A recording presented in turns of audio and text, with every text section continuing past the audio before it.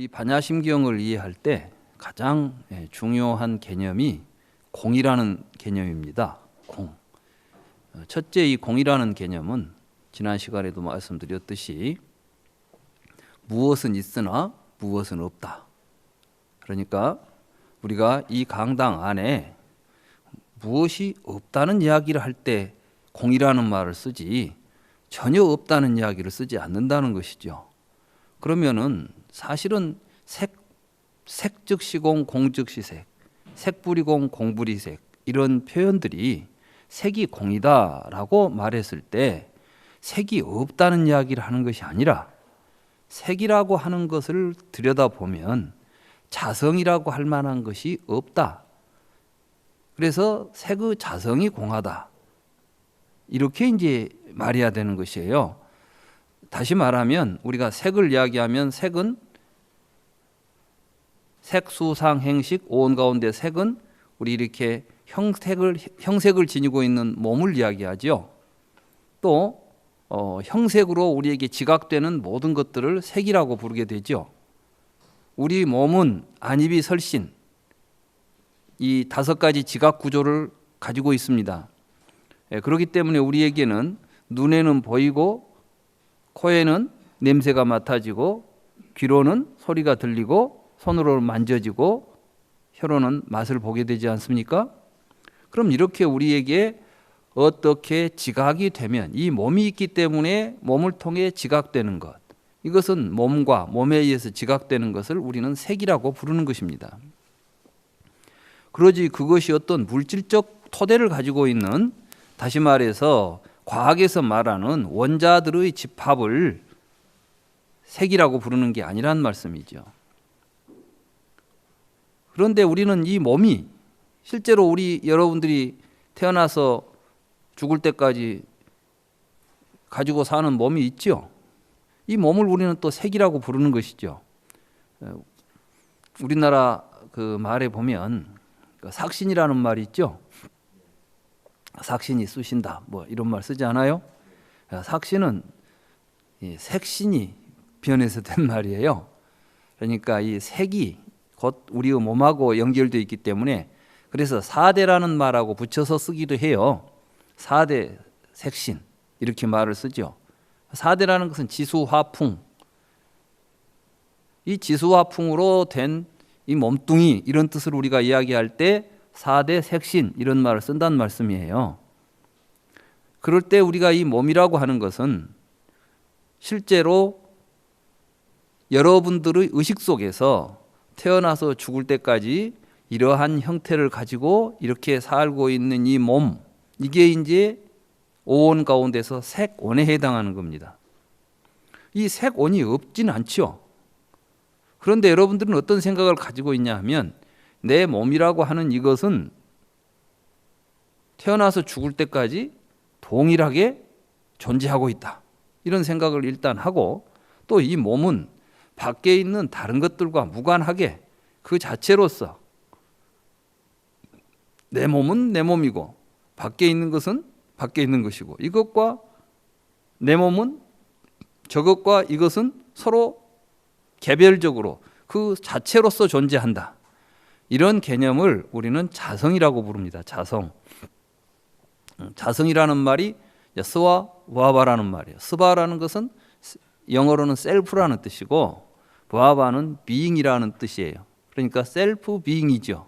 셀프는 저 스스로, 비잉은 존재하는 것 이런 뜻이에요. 여러분들은 몸이 다른 것들과 상관없이 평생 지 스스로 머물다가 이제 죽으면 4대로 흩어진다는 생각을 가지고 있지 않습니까? 그 생각이 과연 정당한가를 보는 겁니다. 여기서 지금 불교 공부를 통해서 하고자 하는 것은 내가 생각하고 있는 몸이 과연 내 생각과 같이 존재하는가, 아니면 나는 지금 무언가 잘못 보고 살고 있는가. 여러분들이 나라고 생각하는 것이 5가지인데 색, 수, 상, 행식 이 5가지인데 이 5가지를 지금까지는 태어나서 죽을 때까지 그것이 나이거나 나의 것이라는 생각을 가지고 살아왔다는 것이에요. 이때 이제 불교적으로는 아와 아소라는 생각을 가지고 삽니다. 우리는 몸을 나라고도 부르지만은 몸을 내 것이라고도 부릅니다. 여러분들이 내 몸 이렇게 말할 때는 내가 주어가 되고 몸은 내 소유격이 되는 것이죠. 이게 나의 몸이잖아요. 마음도 나의 마음이라고 말할 때는 마음이 마치 내 소유물처럼 생각되는 것입니다. 그런데 알고 보면 나와 내 것이라는 이 두 개념은 서로 또 분리되어 있질 않아요. 여러분들은 내가 있어갖고 내 것을 들고 다니는 것처럼 소유하고 있는 것처럼 생각하는데, 여러분들의 몸과 마음 가운데서 뭐 5가지를 다 이야기해도 좋겠고 2가지만 몸과 마음이라고 봐도 좋겠고, 몸과 마음 가운데서 마음을 주인공이라고 생각한다면 몸이 소유가 되겠죠. 또 몸이 주인공이라면 마음이 소유가 되겠죠. 그런데 우리는 일상생활에서 보면 실제로는 몸도 마음도 주인이 아니에요. 여러분들이 내 마음이라고 말을 쓰죠. 또 내 몸이라는 말을 쓰지 않아요. 그러면 또 그 안에 이 몸과 마음을 소유하고 있는 내가 뭐가 있는 것처럼 보인다는 말씀이에요. 근데 이건 보입니까? 안 보입니까? 이걸 본 사람이 아무도 없어요. 그래서 우파니샤드에서는 이것을 아트만이라고 불렀습니다. 그래서 이 아트만, 불변의 아트만, 이것은 보지만 보이지 않는 자고 듣지만 들리지 않는 자고 인식하지만 인식되지 않는 자다. 이렇게 생각을 했어요. 이러한 것을 또 아라고 불렀어요. 불교에서 무아설은 바로 그러한 아가 실제하지 않는다는 이야기합니다. 예를 들자면 자동차가 있습니다. 그럼 자동차에 보면은 자동차 바퀴도 있고 핸들도 있고 뭐 문짝도 있고 자동차 부속품들이 많이 있죠. 그걸 자동차라고 부를 때도 있어요. 여러분들이 발로 타이어를 탁 차면 왜 내 차를 차냐? 일단 이제 자동차를 찼다고 말해요. 근데 사실은 또 보면 타이어를 말할 때 이건 자동차 타이어, 이렇게 말할 때는 자동차가 있어가지고 타이어라는 말을 씁니다. 그럼 우리가 이제 부속품을 다 빼내면 자동차만 나올 것 같죠? 소유하고 있는 것을 다 제거하면 소유하고 있는 주인이 나올 거 아니에요. 그래서 이제 자동차를 다 걷어내고 나니까 자동차가 있습니까? 없습니까? 없어요. 그렇다면은 실제로 우리가 뭔가 주인공처럼 있다고 하는 것은 아와 아소가 사실은 분리되어 있지 않은 겁니다. 그럼에도 불구하고 우리는 이런 5가지를 통해서, 우리는 오온이라고 하는 이 5가지를 통해서 마치 그것 중에 어떤 것이 나이거나 아니면 나 속에 그것이 들어있거나 그것들 속에 내가 들어있거나 뭐 이런 여러 가지 생각을 가지고 나라는 생각을 하고 있습니다. 여러분들이 나라는 말을 사용하고 할 때 보면 다양한 구조 속에서 나라는 말이 쓰이고 있다는 것입니다. 그 모든 용례를 다 살펴보아도 실제로 나라고 하는 것이 그 속에 있지 않더라는 것입니다. 그래서 몸이 없다는 것이 아니라 우리가 이 몸이라고 부르는 것을 정확하게 보게 되면 그 안에는 자성으로서의 몸이 없더라 이거예요. 그러니까 스와 보아바가 없더라. 색의 자성이, 오온의 자성이 비어있더라. 그래서 번역에 보면 앞에 제가 8개의 번역을, 한역 번역과 8개의 그 한문 번역이 있다는 것을 제가 소개했죠. 그 책에 다 자료를 넣었어요. 이 책을 만들 때 여기서 다 강의하려고 만든 건 아니에요. 이걸 다 강의하려면 몇 년 걸립니다. 뭐 며칠 만에 할 수 있는 게 아니에요. 다만 더 공부를 심도 있게 하고 싶은 분들이 충분히 자료로 사용할 수 있도록 하기 위해서 이 반야심경을 이해하는 데 필요한 자료들은 제가 다 집어넣었어요. 그래서 우리가 이번에 공부하는 것 위에도 많은 자료들이 있습니다. 거기에 보면 어떤 경우에는 오온의 자성이 공이다 이렇게 자세하게 설명한 번역한 한역도 있고, 이걸 또 간략하게 해서 오온이 공하다 이렇게 하는 게 있어요. 다시 말해서 관자재보살이 오온이 공함을 비추었다 이렇게 말하는 게 있는가 하면, 실제로 산스크리트어에는 오온의 자성이 공하다 이렇게 돼 있다는 말씀이에요. 그러니까 무엇은 있는데 그 말이에요. 오온이라고 하는 현상은 있는데 그 안에 자성이 없더라 이런 이야기입니다. 비를 가지고 한번 공을 이야기해 봅시다. 비는 자성이 공하다. 뭐 이런 이야기를 하면 그 말이 무슨 말인가 이런 생각을 하게 되죠. 그런데 비가 온다. 우리 오늘 비 온다고 하니까 그러면 마치 비가 하늘에서 내려오는 것처럼 우리 생각하지요. 비가 있습니까? 없습니까? 비가 있잖아요. 오늘 비가 오고 있잖아요, 지금. 그런데 물방울이 떨어져 내리기 전에는 그걸 비라고 부릅니까? 부르지 않습니까? 안 부르죠. 그러니까 오는 비가 있습니까? 없습니까? 물방울이 떨어져 내리니까 비라고 부르죠. 그러니까 우리가 비라고 부르는 현상은 있습니다. 근데 그 속에 비라는 존재가 없다는 거예요. 말하자면 계속해서 내려오고 있는 비라는 존재는 없다. 이 비의 이게 자성이에요. 일체의 모든 현상은 그렇게 있다는 겁니다. 그러니까 이 공은 이 세상에 있는 모든 존재 현상들, 이것들이 존재하는 실체의 모습이에요. 실제의 모습을 이야기한 것이지 우리가 있는 것들을 없다고 하는 부정적인 언어가 아니라는 말씀이에요. 비를 올바르게 이해하려면 비가 하늘에서 땅으로 내려오고 있다고 한다면 이건 비를 제대로 본 게 아닙니다. 그러니까 비가 하늘에서 땅으로 떨어져 내린다고 하니까 하늘에서 떨어져 내리기 전에는 비가 어디가 있었을까? 떨어져 내린 다음에 비는 어디로 갈까? 이런 생각하죠. 여러분들의 존재를 여러분들이 마치 비처럼 본다면 여러분들은 살고 있으니까 존재하죠. 비는 내리니까 존재하죠. 이게 동사입니까? 명사입니까? 동사예요. 내리고 사는 것은. 그런데 우리는 거기다가 이름을 붙이니까 명사가 출현합니다. 근데 마치 명사가 동작을 하니까 동사가 나온 것처럼 우리는 착각한다는 것입니다. 다시 말해서 동사가 더 존재의 실상이에요.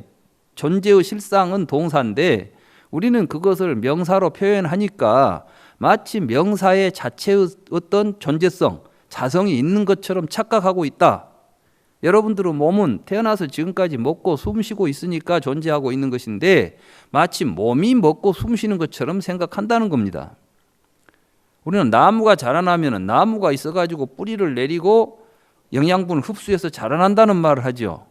그런데 실제로는 영양분이 있으니까 뿌리도 자라고 그것을 우리는 나무라고 부르는 것입니다. 이게 업보는 있으나 작자는 없다. 이게 공성이다. 이 공의 의미를 우리가 정확하게 이해하자는 것이죠. 그래서 모든 제법의 본성이 법상을 공상이다. 실상이 공이다. 이렇게 말하죠. 불교에서는 공을 이야기하면 이건 실상에 대한 이야기라고 불러요. 실상. 그러니까 이 세상의 모든 존재들은 그것이 실상으로 보면 공이라고 봐야 된다. 그 말은 무엇이냐 하면 명사적으로 보지 말고 동사적으로 봐야 된다 이 말씀이에요. 근데 우리는 그것을 없다고 봐야 된다. 공을 무로 생각하니까 불교가 자꾸 허무주의고 뭘 없다는 이야기를 하는 것처럼 들린다는 말씀이에요. 여기 또 컵이 있습니다. 이건 왜 컵이죠? 컵 노릇을 하니까 컵이에요. 이게 컵 노릇을 하지 못하면 컵이 없어졌다고 말합니다. 그러죠? 컵이 깨져버렸어요. 그럼 컵이 깨지니까 컵은 사라진 거예요. 이제 유리 조각만 남았죠. 그렇다고 해서 실제로 없어진 게 있습니까? 없습니까? 깨졌을 뿐이에요. 근데 컵이 없다고 말합니다. 왜? 컵 일을 할 놈이 없는 거예요. 큰 일을 못하는 겁니다. 이게.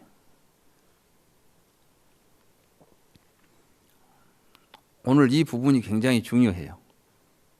공을 이해하는 데 있어서 업보는 있으나 작자는 없다는 말의 의미가 바로 우리 모든 존재, 다시 말해서 세상에 있는 모든 존재는 어떠한 작용을 하고 그 일을 함으로써 나타나는 것이지 존재가 있어가지고 작용을 하지 않는다는 겁니다. 그러니까 어떤 분들이 그래요. 그래도 이 바깥에는 뭐가 있지 않느냐. 우리는 왜 이런 생각에 깊이 빠져 있을까요? 그것은 우리가 지금까지 그렇게 생각하고 살았기 때문입니다.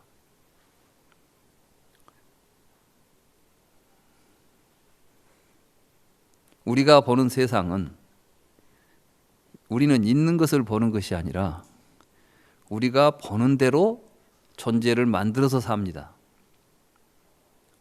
그런데 그러한 이야기들이 현대 과학에서 새롭게 대두가 됐어요. 다시 말해서 우리가 어려서부터 배웠던 과학은 과학적 실제론에 근거하는 과학입니다. 과학적 실제론이라고 하는 것은 인간과 상관없이 시간과 공간의 구성 속에, 다시 말해서 시간이라고 하는 무대와 공간이라고 하는 무대 속에 물질들이, 사물들이, 어떠한 존재들이 있다는 것입니다. 어떻게 있었을까요? 기독교에서는 그 있음의 문제, 세상이 어떻게 해서 이 세상에는 뭐가 있었을까? 그럴 때 기독교에서 말하기를 하나님이 천지를 창조해서 있었다는 겁니다. 그러면 실제로 누가 창조하지 않고 스스로 있었던 건 누구죠?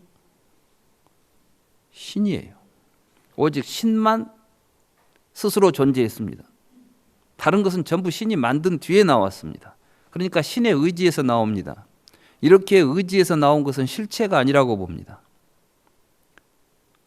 그렇기 때문에 신은 모든 것을 존재하게도 만들고 존재하지 않게도 만들죠. 자, 천지를 창조한 하나님이 마지막에는 뭐 한다고 그러죠? 최후의 심판을 한다고 그래요. 최후의 심판을 하면 이건 다 없어져 버립니다. 그러면 이제 무엇만 남냐? 하늘 세계만 남아요. 그러니까 마지막 최후의 심판에 하나님에게 선택받지 못한 사람들은 이제는 이 우리가 살고 있는 이 세계는 이제 없어져 버리고 아주 연옥, 엄청난 고통스러운 지옥에 빠지거나 하나님의 선택을 받은 자는 하나님의 세상에 간다. 그럼 우리가 살고 있는 세계는 어떻게 된다고요? 만들어놨던 거니까 없어져 버리는 거예요. 그러니까 허망하고 허망하다. 이제 이런 이야기들을 하는 겁니다. 이 세상은 참 허망한 것이다. 이걸 불교에서 무상하다는 말하고 같이 이해하려고 하는 사람들이 있어요. 부처님이 무상하다 그랬으니까 이것은 허망한 것이나 마찬가지다. 불교에서 무상하다는 말은 허망하다는 말이 아닙니다.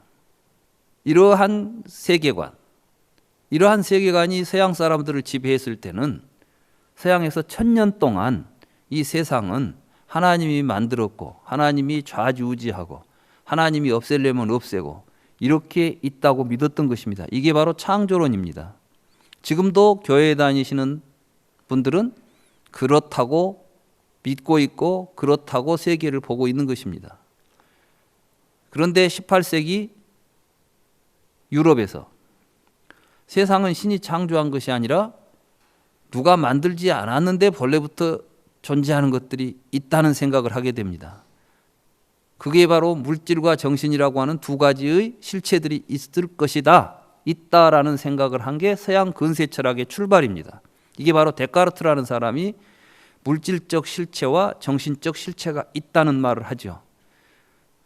이 이야기는 사실은 서양의 정신사에서 본다면 굉장히 획기적인 이야기입니다. 그건 무슨 이야기냐면 물질과 정신은 신이 창조하지 않았다는 겁니다. 그럼 뭐 어떻게 있어요? 저절로 있습니다. 이게 바로 스바보아바입니다. 자체로서 있는 것들입니다. 그리고 거기에 근거해서 자연과학이 발달하기 시작합니다.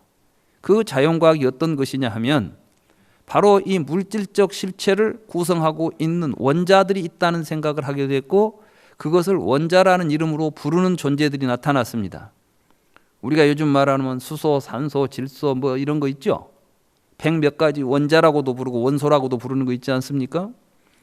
그 원자는 이름 자체가 안 깨지는 것, 안 없어지는 것, 이런 의미를 가지고 있어요. 아톰이라고 부릅니다. 아톰은 톰, 이게 히라보로는 쪼갠다는 뜻이에요. 그러면 안 한다는 뜻이에요. 그러니까 아톰 그러면 안 쪼개진다는 겁니다. 그러니까 더 이상 쪼개지지 않는 것, 변치 않는 것. 그래서 처음에 이게 원자가 변치 않는다고 생각했고, 과학적 실제로는 그 원자들은 다른 것과 무관하게 내가 있든 없든 있는 것들이에요. 자, 이것을 가지고 세계를 설명하려고 한 게 자연과학이었습니다. 그래서 이제 자연과학의 전제 조건이 과학적 실제론이라고 그래요. 철학적으로는. 그런데 이 과학적 실제론이 깨지기 시작해요. 어떻게 깨지기 시작하느냐? 20세기 들어오면서 아인슈타인은 시간과 공간이라고 하는 것이 그렇게 이런 물질들이 안정적으로 존재하는 무대로 존재하는 것이 아니라 시공이 함께, 다시 말해서 시간은 공간의 상태에 따라서 다르게 흘러간다는 겁니다.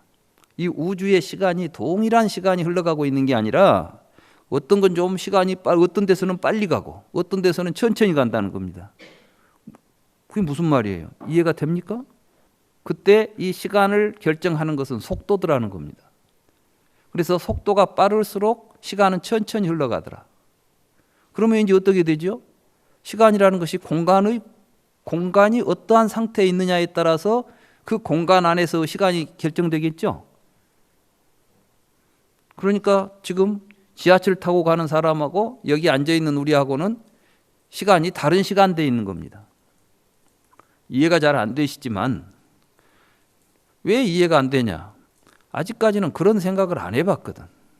근데 사실은 그렇습니다. 그런데 우리가 지금까지 그런 생각을 가지고 세상을 안 봤기 때문에 이해가 안 되는 거예요. 그런데 그것은 아주 조그마한 변화였어요. 이제 과학자들이 깨지지 않는 원자를 더 깊이 들여다보니까 원자가 깨지더라는 것입니다.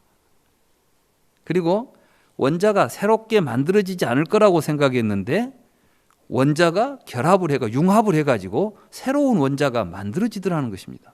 그러니까 이제 원자라는 말을 붙일 수 없는 상태가 되어버린 겁니다.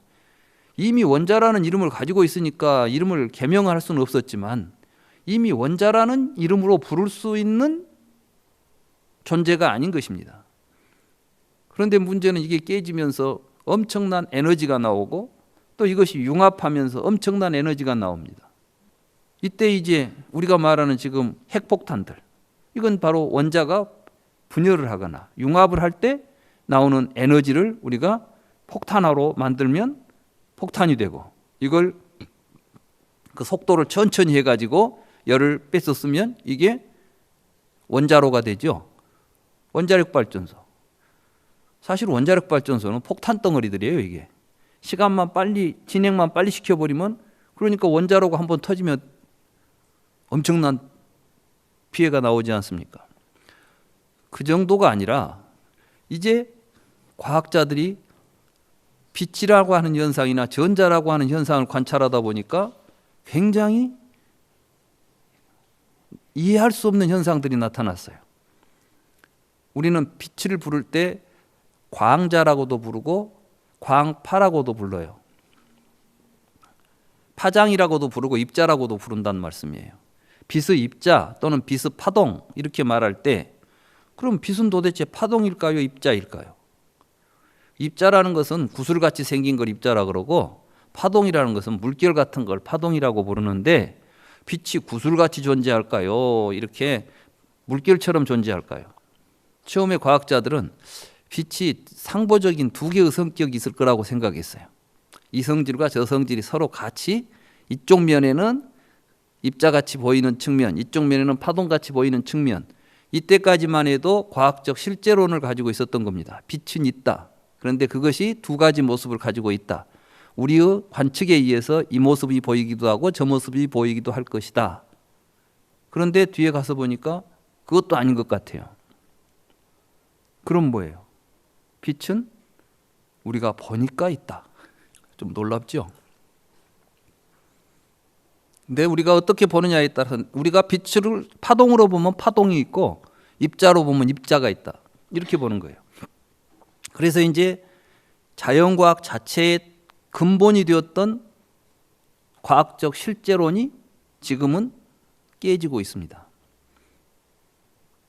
그건 굉장히 놀라운 일들이에요. 그래서 그러한 세계를 설명할 때 사람들이 이해를 못합니다.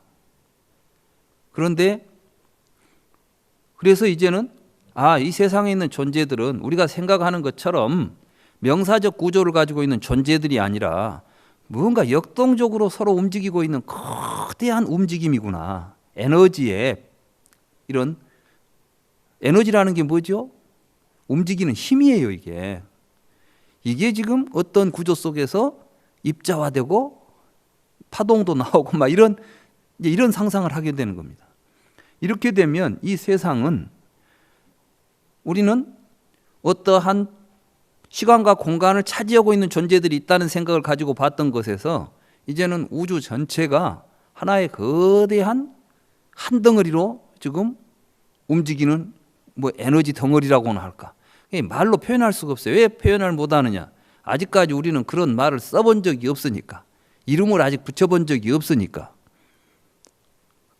어제도 이야기했죠. 우리가 알고 있는 이름이 있어야 뭐가 인식이 되는데 이름도 모르고 형태도 알 수 없는 어떤 것들을 지금 우리는 상상하는 거예요. 불교를 이야기할 때. 그래서 이제 이 양자역학이나 이런 그 과학자들이 불교를 보고 이제 놀랍니다. 색즉시공. 우리가 지금까지 물질이라고 불렀던 현상들을 불교에서는 그 실체가 없다라고 보는 것에 이 사람들은 자기들이 보고 이야기하라고 한다면 그렇게 말할 수밖에 없잖아요. 우리가 하고 싶어 했지만은 말이 안 되니까 못 썼던 거예요. 있는 것이 아무것도 없다. 이렇게 말하면 있는데 왜 아무것도 없다는 이야기야. 언어적 모순이죠. 우리는 지금까지 우리가 사용하는 언어들이 본래는 시간과 공간이라고 하는 것을 전제하고 시간과 공간은 동일하게 누구에게나 온 우주에서 똑같이 적용되는 하나의 무대예요. 그 안에 객관적인 것들이 서로 뉴턴이 말하는 운동 법칙에 의해서 서로 만나고 흩어지는 운동을 하는 구조라고 이해를 했고 그것에 의해서 만들어진 언어와 개념을 가지고 소통하고 살았습니다. 그런데 알고 보니까 그렇지 않다는 거예요. 그런데 그걸 우리가 서로 소통을 하려고 한다면은 우리가 이전에 쓰던 언어적 구조를 가지고는 이게 가능하겠습니까? 안 하겠습니까? 잘 안 되는 거예요. 그래서 이걸 이제 하이젠베르크라고 하는 그 과학자가 이런 이야기를 합니다. 그분이 대학원 다닐 때 이제 공부를 하면서 친구하고 했던 이야기가 이런 이야기가 있어요. 나는 아인슈타인의 상대성 원리가 이해가 안 된다. 나는 상대성 원리를 이해할 수가 없다. 그런데 그 천재인데 엄청난 물리학의 그 대학원에서 지금 공부하는 그 천재가 이해가 안 된다 그러니까 친구가 이제 상대성 원리의 공식을 딱 써주면서 그렇지 않아. 이 상대성 원리에 의하면 시간은 이렇게 해서 차이가 난다는데 이게 이해가 안 돼? 수학 공식이 이해가 안 되니? 이렇게 말하니까 그건 이해를 하지.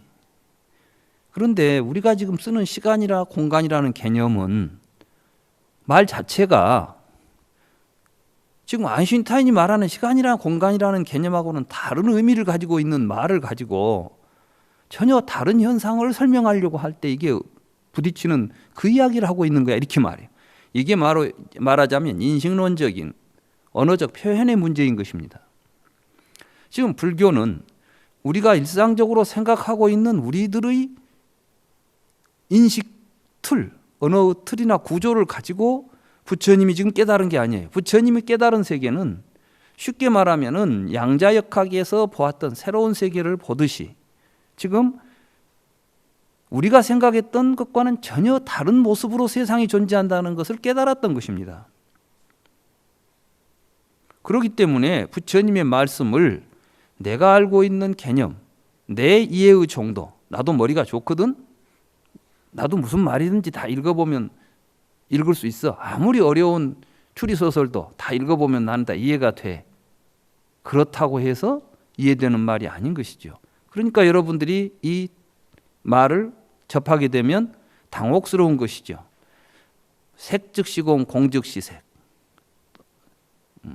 오온개공, 이런 이야기들이 공이란 말이 뭐지? 여러분들은 항상 유와 무라고 하는 두 개의 개념을 가지고 세상을 인식합니다. 그러니까 이 세상은 있는 것 아니면 없는 것이죠. 이 세상에는 있거나 없거나, 내가 무슨 이야기를 하면 그건 있거나 없거나 그 둘 중에 하나를 이야기해야 되는 것이죠. 그럼 비는 있습니까 없습니까? 있는 것은 없어질 수가 없습니다. 왜냐하면 유와 무는 모순이어서 있던 것이 없어지면 안 되거든. 또 무에서는 유가 생길 수가 없어요. 그런데 비는 지금 내리다가 그치면 없다 그러죠. 우리가 지금 있다고 말하고 없다고 말하는 비는 뭐죠? 정말 비라는 놈이 있었다면 있다가 사라졌다면 어디로 갔을 거예요. 여러분들이 나라는 존재가 있다고 믿기 때문에 내가 죽으면 어디로 갈까라는 미래를 걱정하는 겁니다. 이게 이제 내세라는 생각입니다, 우리들에게. 그렇죠? 그리고 만약에 내가 있었는데 완전히 없어져 버린다 이렇게 생각하면 뭐가 되냐? 이때는 단멸론이라고 그래요. 있으면 있던 것이 무가 됐다. 유가 무가 되는 게 단멸이겠죠. 유가 계속 유로서 계속 존재한다면 뭐가 되겠어요? 상주론이겠죠. 여러분들이 뭘 생각하면 단멸론 아니면 상주론 두 가지 생각밖에는 못한다는 말씀이에요. 그러니까 지금도 불교에서 중도를 이야기하면서 제가 이런 이야기를 하면 굉장히 이해를 못하고 오해하시는 분들이 있어요. 네 결국 그렇게 말하는 것은 단멸론 아니냐. 말하자면은 공이라고 말해버리면 이건 일종의 단멸론을 달리 표현한 것이 아니냐. 이런 표현을 이렇게 말씀하신다는 말씀이에요. 그런데 비가 안 오면 단멸한 겁니까? 그렇다고 해서 비가 계속해서 딴 데서 어디로 가고 있습니까? 하늘에서 수증기가 떠돌아다니면 우리는 그것을 구름이라고 부릅니다. 구름이 떠다닙니까? 수증기가 떠다니니까 구름이라고 부릅니까? 구름 속에는 구름이 없어요. 말하자면 떠다니니까 우리가 구름이라고 부르는 것이지. 그러니까 그것이 바로 구름은 공하다. 이렇게 말하는 것입니다. 그런데 그 구름에 있던 물방울들이 무거워져 가지고 땅으로 떨어져 내리면 우리는 그때 비가 온다 이렇게 말합니다. 그러면은 구름이 변해서 비가 됐을까요? 아니에요. 우리가 지금 이걸 구름이 변해서 비로 된 게 아니라 우리는 이름을 달리 부르는 겁니다. 하는 일이 다르니까 다른 이름으로 부르는 것이죠. 이 비가 땅에 떨어져 버렸습니다. 그 다음에는 뭐라고 불러야 되죠? 땅에 떨어져 있는데도 비라고 말하지 않아요. 이제는 이게 땅에 떨어져서 흘러가면은 강이라고 부릅니다. 그럼 강이 새로 생겼습니까? 비가 새로 생겼습니까? 그때 우리가 분별을 하니까 이름이 생긴 것이지, 우리가 분별하지 않으면 사실은 비도 없고 구름도 없고 강도 없는 것이죠. 우리가 이것을 강이라고 부르니까. 만약에 우리가 이름을 안 붙여버리고 땅에 떨어진 건 모두 다 바다라고 불러버린다고 합시다. 땅에 떨어져 있는 물은 전부 바다라고 우리가 부른다고 한번 해보자고요. 그 말이 좀 이해가 안 되면 여러분들이 강 하구에 가서 보면 강하고 바다하고 경계선이 있던가요 없던가요? 어디까지가 강이고 어디까지가 바다일까요?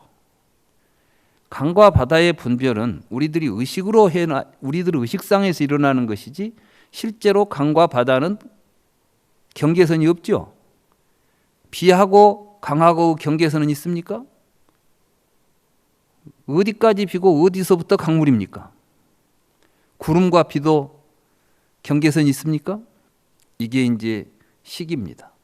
우리들의 식이 우리들이 필요할 때 만들어서 붙여진 이름들, 이런 걸 유의라고 부릅니다.